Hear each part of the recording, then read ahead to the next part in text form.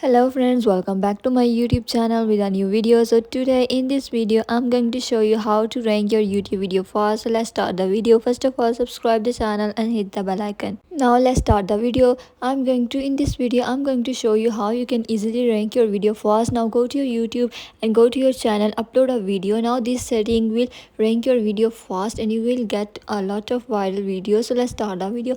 Now you have to select, first of all, if you are uploading a short video, you have to select a famous song from there, like their recommended song that are trending on days. Different days have different song, so you have to choose a trendy song, and in your short video you have to use a trendy short song. After using this song you have to upload your videos. So move to the next video. After selecting a famous sound, the next step is you have to write a great title for your videos that will famous your videos, viral your videos, and whenever a people call write this on a searching bar, your video will appear first and rank first. So this is the second method how you can rank your videos. Now what you have to do, you have to write a title, suitable title according to your content, and you have to copy that title because you are going to use this title as our description, because it also make effort to viral your videos. So this is the step. Now you have to do is on the comments of your video.